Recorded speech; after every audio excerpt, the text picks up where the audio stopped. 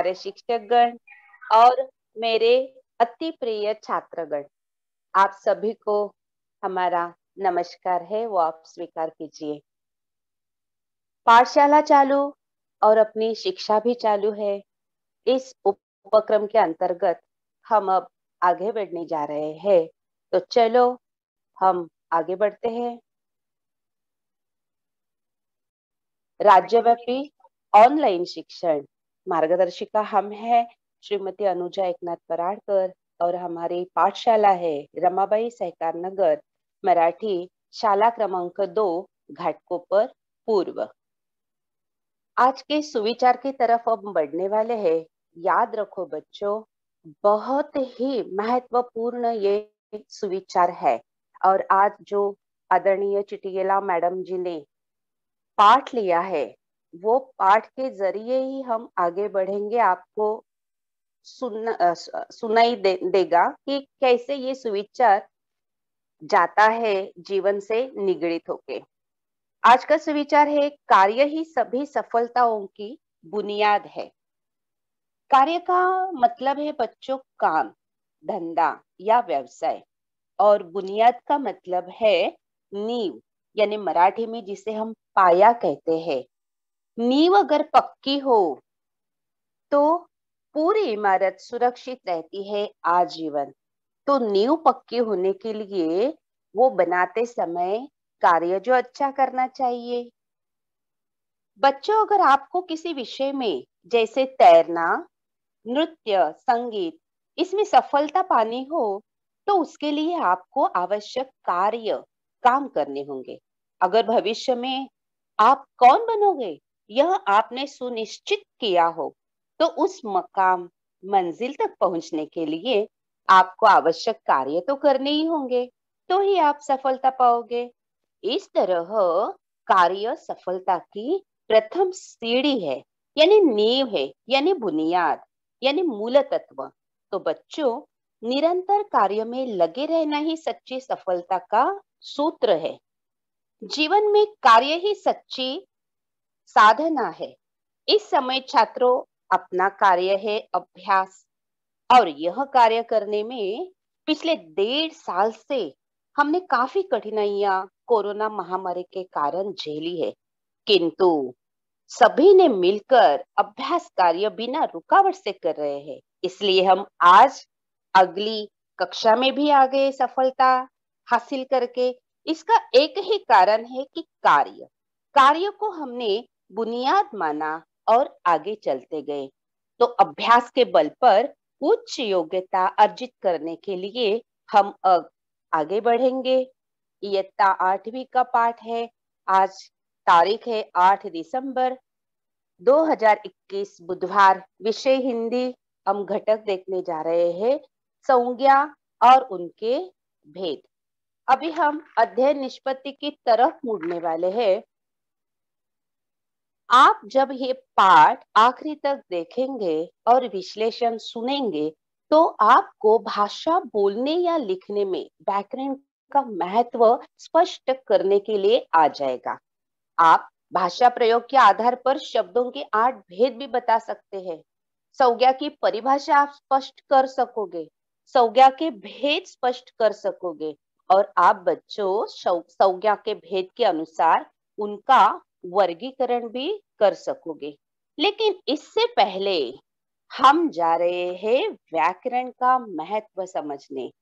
सबसे पहले हम व्याकरण जाएंगे, क्योंकि व्याकरण कहते ही हमारे चेहरे पर क्या आता है? कठिनाइयों के भाव उभर आते हैं। लेकिन व्याकरण वह विद्या है जिसके द्वारा हमें किसी भाषा का शुद्ध बोलना, शुद्ध लिखना एवं समझना आता है। भाषा की शुद्धता और सुंदरता को बनाए रखने के लिए इन नियमों का पालन करना बच्चों बहुत आवश्यक होता है, तो ही हमारी भाषा मीठी मीठी बन सकती है। भाषा क्या है? देखो, अगर भाषा आप सीखोगे तो अभिव्यक्ति का सर्वाधिक विश्वसनीय माध्यम है। खुद के मन में जो विचार, मनोगत भाव आएंगे वो एक दूसरे पर हम प्रकट करते हैं। भाषा के द्वारा किसी भी समाज का ज्ञान सुरक्षित रहता है। एवं शारीरिक बौद्धिक व्यक्तित्व का विकास भी होता है। आपने अपने भारत में 121 भाषाएं बोली जाती है और समझी जाती है, परंतु भारत देश में 21 भाषा 121 भाषा बोली जाने के बावजूद व्याकरण की कसौटी पर उतरी है सिर्फ 22 भाषाएं। तो भारतीय संविधान में मान्यता प्राप्त हुई है, उसमें अपनी मराठी एवं हिंदी भाषा का समावेश है। ये अपने लिए गौरव की बात है।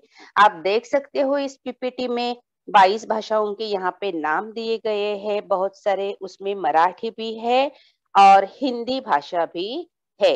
हिंदी देखो 6वें क्रमांक पे है और मराठी 13वें नंबर पर है। अब हम आगे जाएंगे। ये आपने गए इयत्ता में पढ़ा है कि भाषा प्रयोग के आधार पर शब्दों के 8 भेद आपने थोड़े थोड़े जाने हैं या मराठी में भी आपने ये समझ लिया है। उनके नाम तो आप बोलोगे ही, लेकिन मैं आपको आपके साथ ये विशेष चर्चा कर सकती हूँ। ये है संज्ञा, सर्वनाम, विशेषण, क्रिया, क्रिया विशेषण, संबंध बोधक, समुच्चय बोधक, विस्मयादि बोधक। आप हर एक कक्षा में इन शब्दों के आधार पर ही आगे भाषा सीखते गए हैं। तो भाषा समझने के लिए हमें व्याकरण का बहुत बहुत आवश्यकता है और बहुत मदद मिलती है। अगर कोई भी अच्छे शब्द न अपनी भाषा में सम्मिलित करे तो हम कहते हैं कैसे बोल रहा है ये बच्चा, इसके पास तो शब्द संपदा है ही नहीं, अच्छा बर्ताव नहीं है ये। लेकिन कोई बच्चा बहुत अच्छे ढंग से बोल रहा हो, नए नए शब्द को इस्तेमाल करके आगे बढ़ रहा है, तो हाँ इसकी भाषा बहुत अच्छी है, तो हम आदर से उसे देख सकते हैं। तो बच्चों याद रखो, व्याकरण समझने के बाद आप भाषा अच्छी तरह से बोल सकोगे। इससे हम आज पहले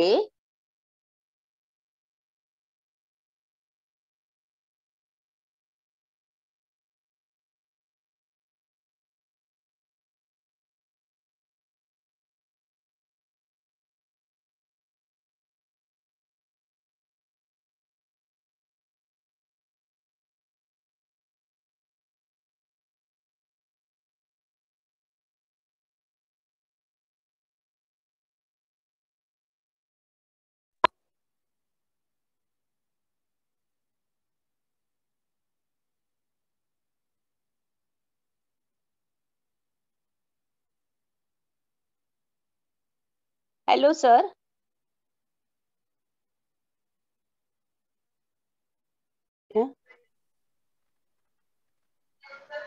एक फल। आम। आम एक रसीला फल होता है। इस फल की प्रजाति पहले केवल भारतीय उपमहाद्वीप में मिलती थी, अब अन्य देशों में भी पाई जाती है। आम का सबसे अधिक उत्पादन भारत में होता है।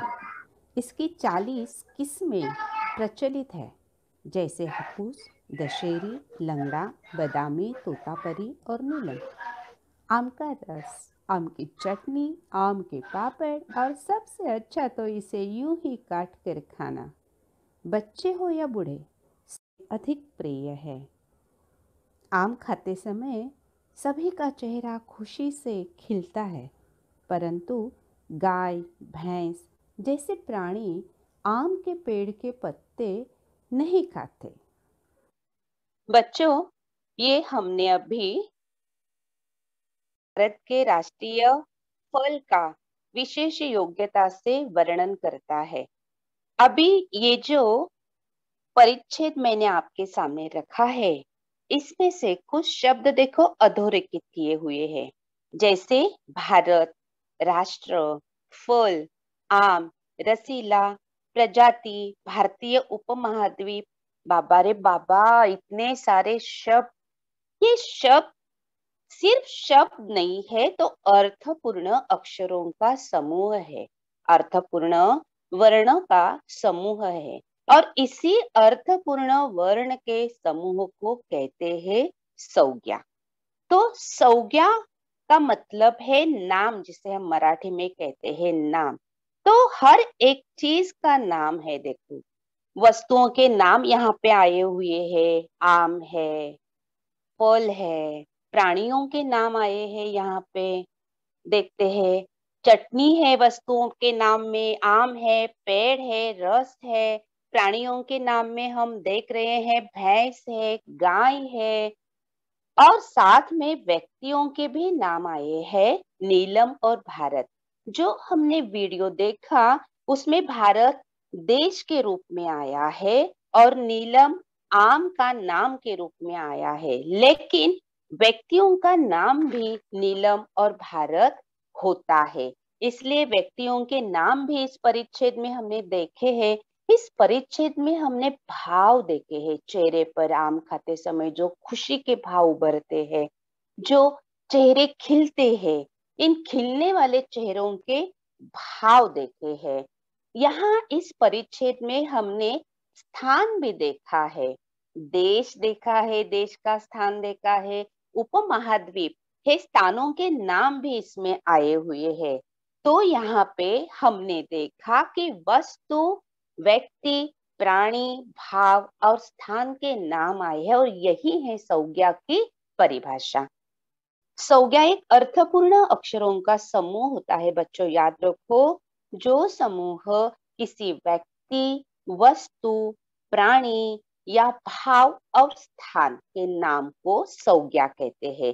ये संज्ञा की जो परिभाषा है वो आपने 5वीं कक्षा में, 6वीं कक्षा में, 7वीं कक्षा में, तीनों कक्षा में आपने पढ़ी है। और फिर से हमने ये अभी 8वीं कक्षा में ये दोहराई है कि किसी व्यक्ति, वस्तु, प्राणी, भाव और स्थान के नाम को संज्ञा कहते हैं। ये संज्ञा की परिभाषा हो गई।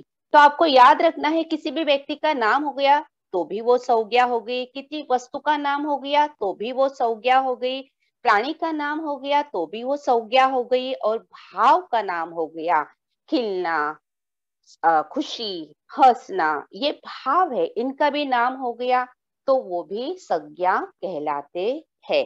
लेकिन संज्ञाओं में भी फर्क होता है बच्चों।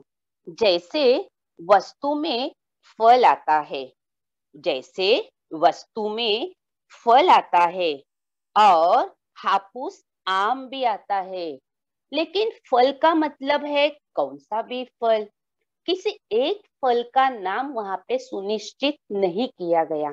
लेकिन जब हम हापुस का आम कहेंगे तो सिर्फ हापुस का आम ही आपकी नजरों के सामने आ जाएगा। ऐसे फर्क आता है, इसीलिए संज्ञाओं के भेद हमें जानने होंगे। तो संज्ञाओं के भेद प्रमुख 3 है। एक है व्यक्तिवाचक, दूसरा है जातिवाचक और तीसरा है भाववाचक।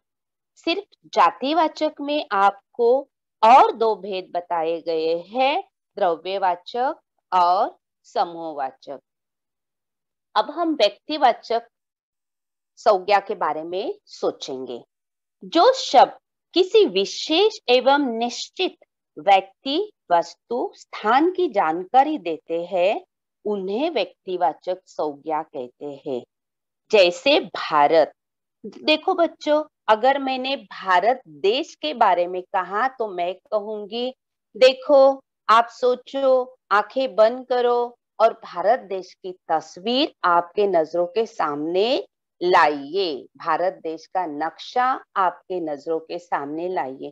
तो बच्चों, हर एक बच्चों के सामने भारत देश का जो नक्शा दिखाई दे रहा है आपके सामने, वो सभी के सामने एक सरीखा है।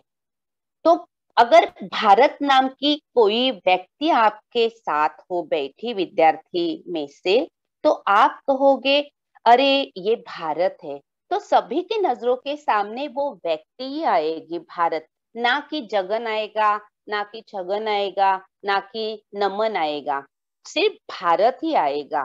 तो भारत नाम से हमें सुनिश्चित रूप से वही नजरों के सामने आता है, इसलिए उसे कहते हैं व्यक्तिवाचक संज्ञा।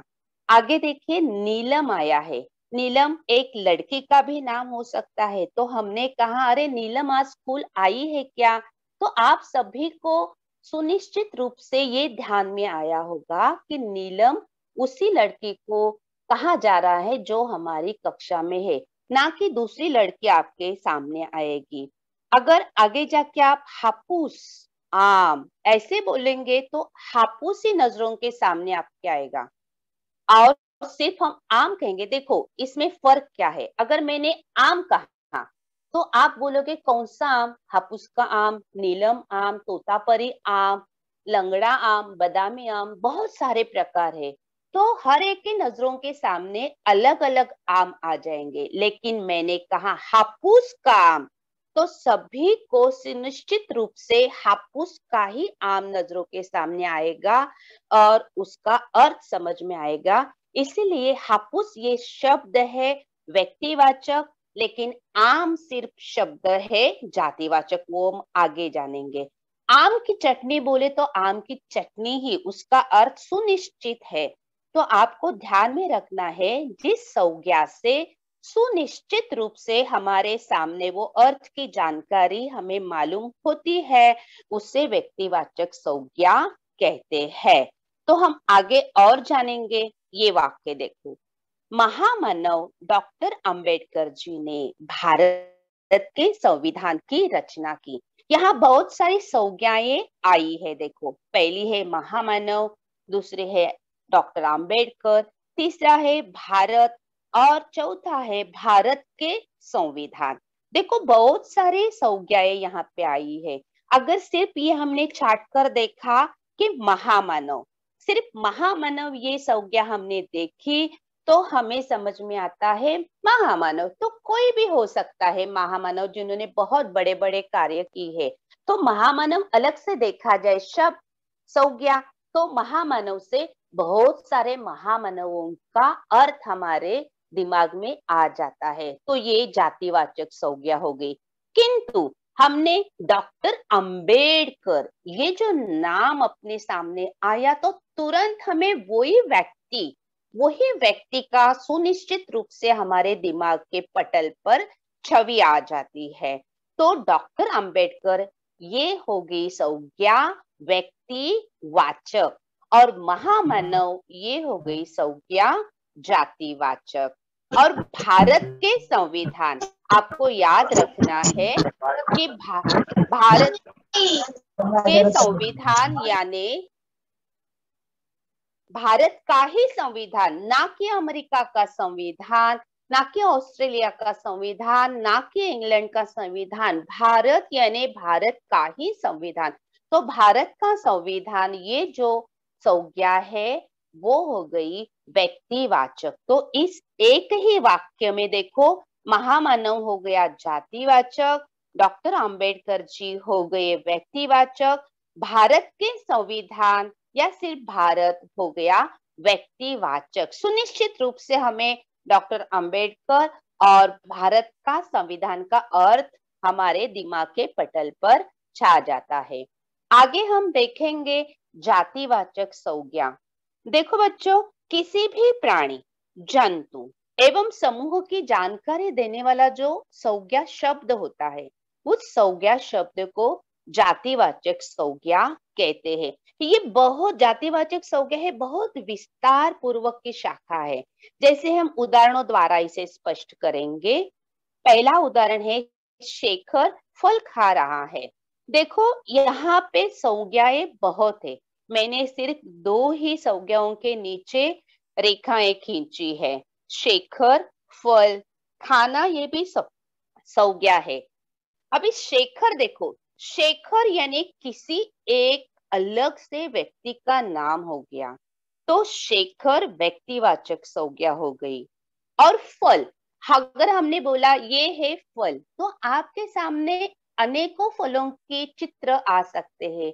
कोई के दिमाग में केला आ सकता है, कोई दिमाग में आम आ सकता है। तो ये हर तरह के फल, अलग अलग किस्म के फल जो जो बच्चों ने देखे हैं वो आपके सामने आ जाएंगे। किसी ठोस फल का नाम यहाँ पे नहीं दिया गया है। यही है फर्क व्यक्तिवाचक और जातिवाचक में कि फल एक ठोस नाम नहीं है, इसलिए उसे जातिवाचक कहा जाएगा। अगर यहाँ पे हापुस आम आ जाएगा तो वहां पे व्यक्तिवाचक हो जाएगा। अभी शेखर को ही देखो, शेखर एक व्यक्ति का नाम है जो शेखर नाम से जाना जाता है, तो ये हो गया व्यक्तिवाचक। तो एक ही वाक्य में अलग अलग संज्ञाएं आती है। दूसरा हम देखेंगे बच्चे हो या बूढ़े। देखो बच्चे बूढ़े ये प्राणियों की संज्ञा में जाते हैं। बच्चे हो या बूढ़े, अभी बच्चे देखे तो बच्चे बच्चे खेल रहे हैं मैदान में, बच्चे पढ़ रहे हैं मैदान में, तो कोई हमारे दिमाग में अलग से बच्चे नहीं आते, हर एक के दिमाग में अलग अलग बच्चे सामने आते हैं। तो बच्चे हो गए जातिवाचक, कि एक जाति का नाम हो गया, एक शाखा का नाम हो गया।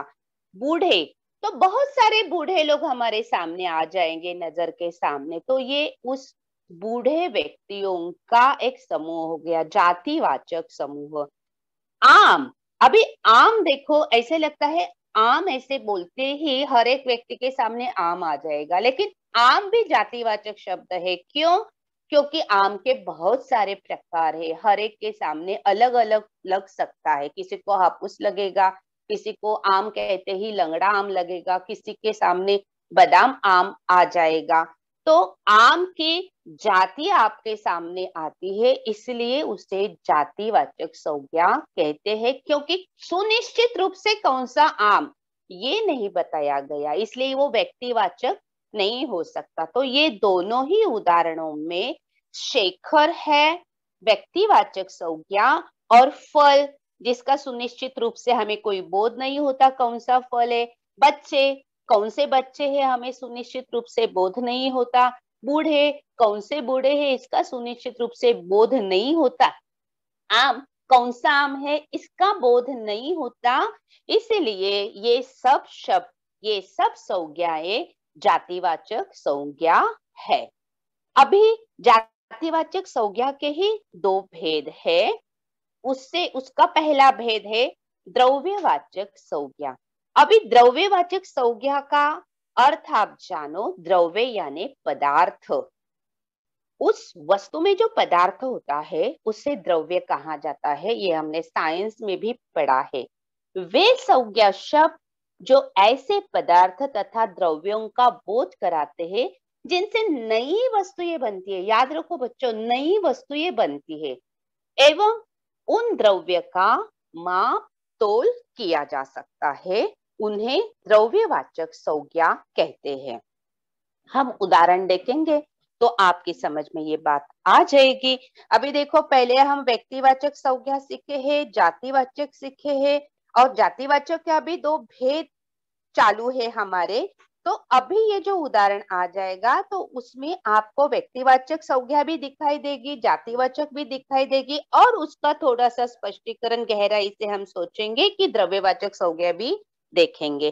पहला उदाहरण है, राज के पास सोने का सिक्का है। तो देखो बच्चों, राज एक सुनिश्चित व्यक्ति का नाम हो गया, तो राज ये शब्द हो गया, ये संज्ञा हो गई व्यक्तिवाचक संज्ञा।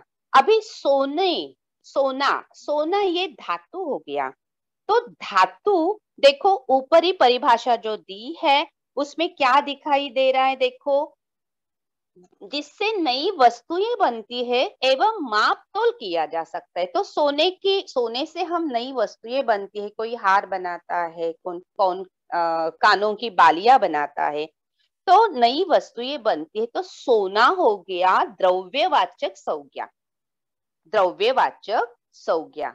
और सिक्का, सिक्का भी देखो किसी सुनिश्चित सिक्के का यहाँ पे नाम नहीं है, 1 रुपए का सिक्का, 2 रुपए का सिक्का, सुनिश्चित नाम नहीं, तो जातिवाचक भी हो गया और उसमें द्रव्यवाचक इसका भेद हो गया। दूसरा हम उदाहरण देखते हैं, रीमा ने दूध की मिठाई बनाई। रीमा ये सुनिश्चित है, तो रीमा क्या हो गया बच्चों, व्यक्तिवाचक संज्ञा हो गई। अभी देखो दूध, दूध हम नई वस्तु बनती है दूध से, मिठाई उसने बनाई, दूध था उससे उसने मिठाई बनाई, दूध माप तोल किया जा सकता है, इसलिए दूध हो गया द्रव्यवाचक संज्ञा। और मिठाई देखो, सुनिश्चित रूप से यहाँ नहीं कहा गया कि पेड़ा बनाया, हलवा बनाया, ऐसे कुछ नहीं कहा, मिठाई तो कौन सी भी हो सकती है, इसलिए मिठाई भी हो गई जातिवाचक संज्ञा। तो एक ही उदाहरण में बहुत सारी संज्ञाएं आती है, उसके भेद हम अभी तक जाने हैं। व्यक्तिवाचक संज्ञा, जातिवाचक संज्ञा, उसमें हमने द्रव्यवाचक संज्ञा कहा है। तो अभी इसमें सोने का यहाँ पे उदाहरण दिया गया है, तो सभी धातु द्रव्यवाचक में आते हैं। सोना, चांदी, तांबा, पीतल, दूध, मिट्टी भी द्रव्यवाचक है बच्चों, क्योंकि मिट्टी से अलग से और नई वस्तुएं बनाई जाती है, तो वो भी मिट्टी भी द्रव्यवाचक हो गई, सभी धातु द्रव्यवाचक हो गए। तो आपको ये बात याद रखनी है, वे संज्ञा शब्द जो ऐसे पदार्थ तथा द्रव्यों का बोध कराते हैं जिनसे नई वस्तुएं बनती है एवं माप तोल किया जा सकता है, उन्हें द्रव्यवाचक संज्ञा कहते हैं। अभी गेहूं भी द्रव्यवाचक है। आप बोलोगे जाति, हाँ जातिवाचक का ही और दो भेद है, ये आप याद रखो। गेहूं अगर हमने बोले तो गेहूं के बहुत सारे प्रकार होते हैं, उनकी कीमतें भी अलग अलग होती है, तो हर एक के घर में अलग अलग गेहूं खाया जाता है, तो गेहूं जातिवाचक में से द्रव्यवाचक संज्ञा हो गई। हम आगे चलते हैं। जातिवाचक का ही ये भाग है समूहवाचक संज्ञा। इसकी परिभाषा देखो, ऐसे शब्द जो किसी समूह या समुदाय का बोध कराते हैं, समूह या समुदाय का बोध कराते हैं, उन्हें समूहवाचक संज्ञा कहते हैं।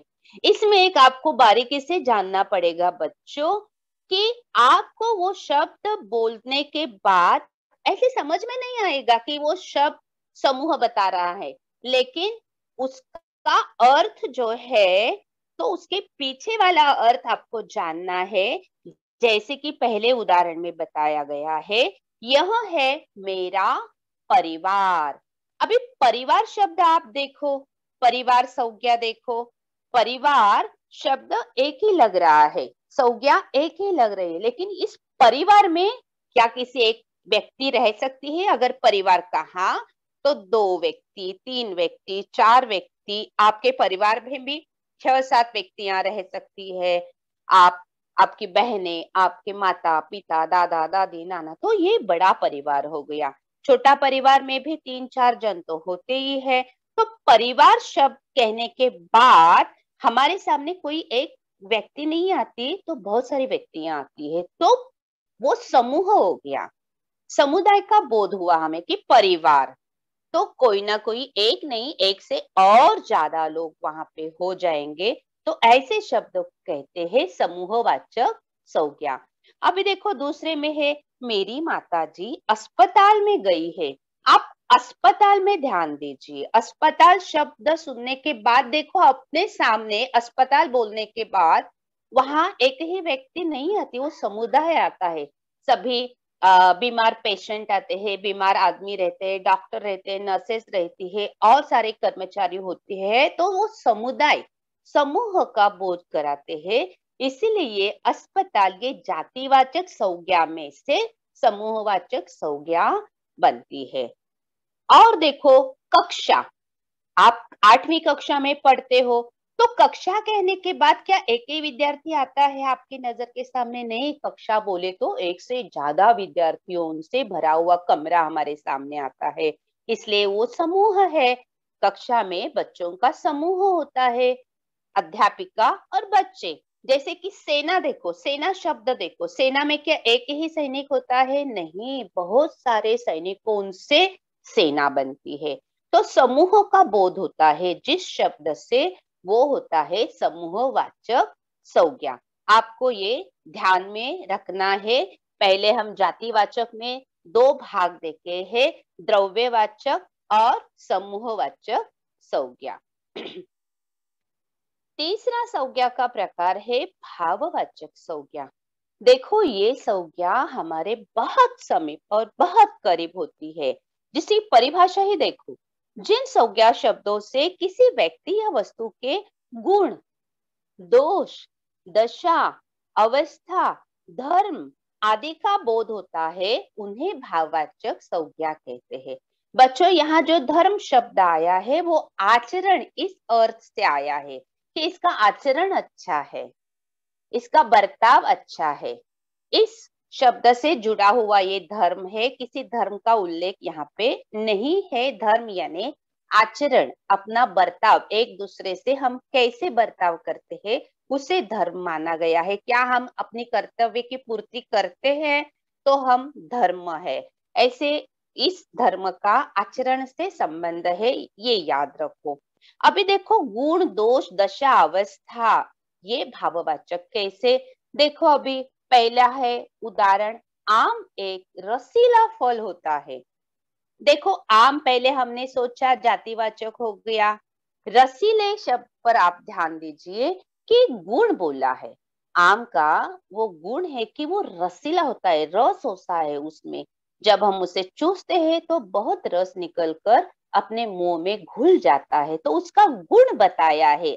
आम का गुण है कि वो रसीला फल होता है, इसलिए रसीला ये शब्द क्या हो गया, भाववाचक संज्ञा हो गई। हम दूसरा उदाहरण देखेंगे। आम खाते समय सभी का चेहरा खुशी से खिलता है। आम खाते समय सभी का चेहरा खुशी से खिलता है। देखो, खुशी, खुशी बताओ, हम खुशी दिखा नहीं सकते, लेकिन हमारे चेहरे पर जो आनंद आता है जब हमारा पहला नंबर आता है दौड़ने की स्पर्धा में, तो जो खुशी छाती है हमारे चेहरे पर, वो एक भाव होता है, वो हमारा आनंद होता है। तो खुशी शब्द हो गया भाववाचक संज्ञा।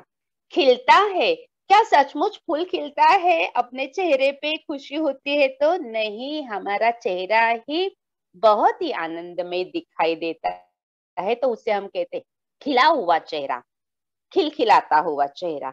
तो खुशी, खिलना, खिलता, ये भाववाचक संज्ञाएं हो गई। और इसमें और भी शामिल है बच्चों, क्रोध। हमें क्रोध आता है, क्रोध करना तो अच्छी बात है नहीं, क्रोध आता है हमें, तो क्रोध वो भी हम दिखा नहीं सकते, हाँ ये देखो क्रोध, लेकिन जब आता है तो हमारे चेहरे पर वो भाव दिखाई देते हैं। इसलिए क्रोध, आनंद, लालच, ऐसे शब्द भाववाचक है। वैसे ही और गुण भी होते, देखो आप सब ईमानदार हो, ईमानदार, प्रामाणिक हो, सहकार्यशील हो, गुणवान हो, तो ये शब्द देखो, ईमानदार, मेहनती, अच्छापन, बड़प्पन, ये जो शब्द है ये भाववाचक है। सहकार्य, ये भाववाचक है, उसमें से भाव दिखाई देता है कि राजू एक दूसरे को सहकार्य करता है, तो उसका गुण वहां पे बता दिया राजू का। आप इनामदार है, या कुत्ता ईमानदार प्राणी होता है, तो ईमानदारी ये जो गुण है कुत्ते का, वो भाव है, तो उसे कहते हैं भाववाचक संज्ञा। आनंद, क्रोध, दुख, ये सब भाववाचक संज्ञाओं के उदाहरण है। तो बच्चों, हमने आज ये जाना है कि संज्ञाओं के 3 मुख्य प्रकार है, व्यक्तिवाचक, जातिवाचक और भाववाचक। और बीच वाले जो 2 है, द्रव्यवाचक और समूहवाचक, वो है जातिवाचक के ही 2 भेद किए गए हैं। तो हम थोड़ा सा आगे मूल्यमापन की ओर बढ़ेंगे।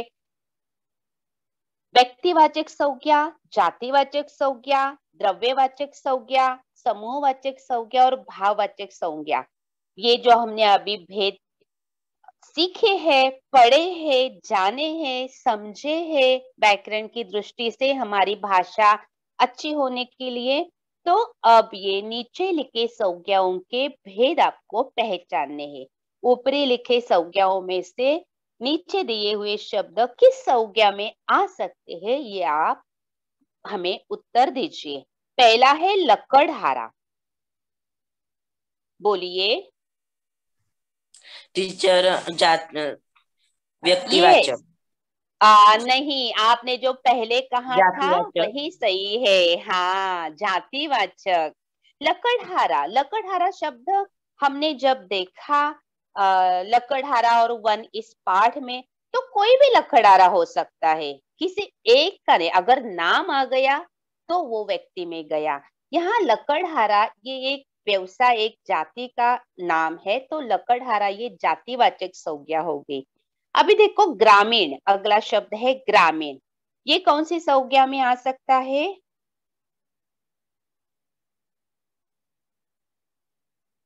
टीचर समूहवाचक।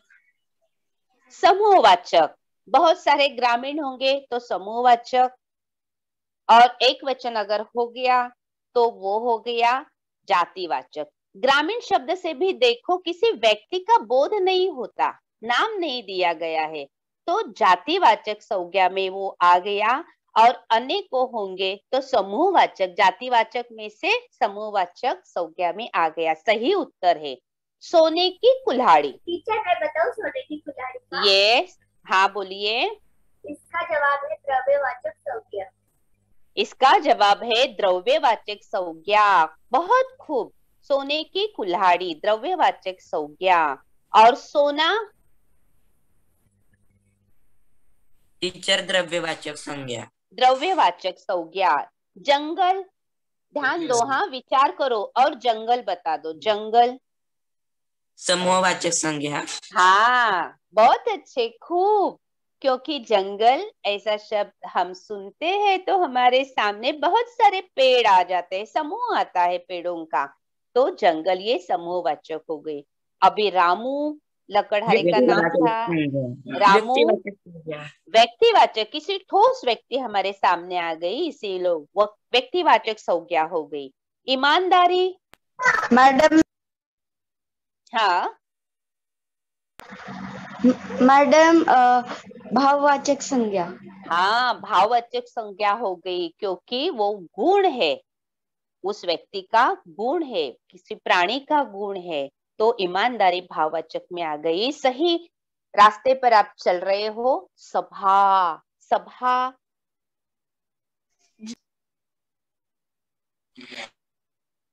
टीचर हाँ समूह बोलिए। टीचर समूहवाचक संज्ञा, यस यस, जातिवाचक संज्ञा से का भेद है समूहवाचक संज्ञा। तो सभा में बहुत सारा समुदाय आता है, औरतें आती है, आदमी आते हैं, बच्चे आते हैं, बूढ़े आते हैं, सभी आते हैं सभा में। तो सभा समूह का निदर्शन करती है, तो सभा समूहवाचक संज्ञा आ गई। गंगा? टीचर गंगा का मैं बताऊं? गंगा यह व्यक्तिवाचक संज्ञा है।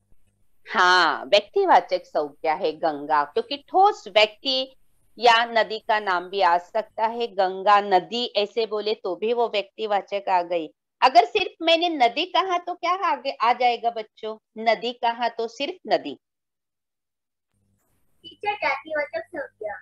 जातिवाचक संज्ञा आ गई, क्योंकि किसी ठोस नदी का वहां पे नाम नहीं लिया गया है, तो बहुत सारी नदियां नजर के सामने आ सकती है, तो वो होता है जातिवाचक संज्ञा। और सिर्फ गंगा नदी बोले या गंगा बोले तो व्यक्तिवाचक संज्ञा आ सकती है।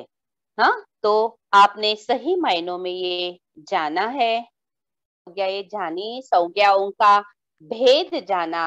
ये भेद आपको याद रखना है, क्योंकि इस भेद को जानने के साथ साथ आपको व्याकरण की तरफ मुड़ना है और भाषा अभ्यास के करीब आप जा सकते हो। और भाषा सीखने के बाद आपके बोलने के दौरान अलग अलग संज्ञाएं आ सकती है, तो आपकी भाषा परिपूर्ण और सौंदर्यपूर्ण होती है। आज का गृह कार्य बच्चों यही है कि हमारा पिछली बार पाठ हुआ लकड़हारा और वन। उस पाठ में से सभी संज्ञाएं आप छाट कर लिखो और उसके भेद उसके सामने लिखो। हर एक संज्ञा आप छाट कर लिखो। छाटना यानी चुनना। कुछ शब्द आपको चुनने हैं जो संज्ञा अर्थ से प्रेरित है, और उसके आगे आपको उस संज्ञा का भेद लिखना है। यही आपका गृह कार्य है।